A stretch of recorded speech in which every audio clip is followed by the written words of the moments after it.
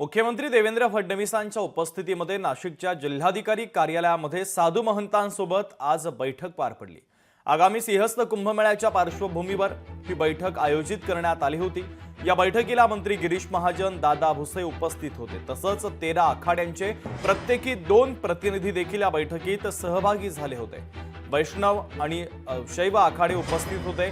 तर बैठकीमध्ये त्र्यंबकेश्वर आणि नाशिकमधील अमृत स्नानाच्या तारखा या निश्चित करण्यात आल्या। दरम्यान आजच्या बैठकीमध्ये सर्व आखाड्यांचं म्हणणं ऐकलं असून साधू संतांनी केलेल्या मागणीवर विचार केला जाईल असं मुख्यमंत्री फडणवीसांनी म्हटलेलं आहे।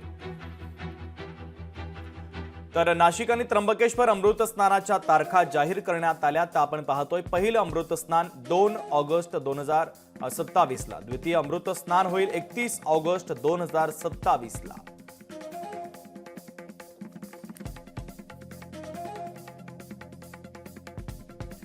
नाशिकचं तृतीय अमृत स्नान होईल 11 सप्टेंबर 2027 ला, तर त्र्यंबकेश्वरचं तृतीय अमृत स्नान होईल 12 सप्टेंबर 2027 ला।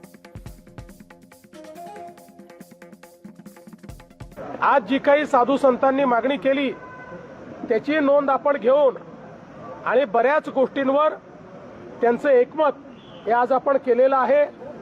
विशेषतः कुशावर्तावर जी गर्दी होते त्याची जागा फार कमी आहे त्र्यंबकेश्वरला, त्यामुळे तिथे काय पर्यायी व्यवस्था करता येईल या संदर्भातही बऱ्यापैकी एकमत आज झालेलं आहे, जेणेकरून कुठल्याही प्रकारची स्टॅम्पिडची वेळ ही त्या ठिकाणी येणार नाही। सुदैवाने खूप मोठ्या प्रमाणात पर्वाच्या तारखा उपलब्ध आहेत, त्यामुळे कुठल्या तरी एकाच तारखेला खूप गर्दी करण्याची आवश्यकता पडणार नाही। जी काही भाविकांची गर्दी आहे त्याचं योग्य नियोजन हे आपल्याला करण्याची संधी त्यात मिळालेली आहे।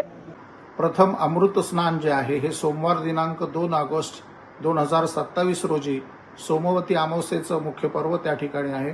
महाकुंभ द्वितीय अमृत स्नान मंगळवार दिनांक 31 ऑगस्ट 2027 श्रावण अमावस्या, तृतीय अमृत स्नान शनिवार दिनांक 11 सप्टेंबर 2027 भाद्रपद शुद्ध एकादशी या दिवशी संपन्न होईल आणि वर्षभर चालणाऱ्या या संपूर्ण महोत्सवामध्ये सर्व भाविकांना भरपूर पर्व स्नान आहेत।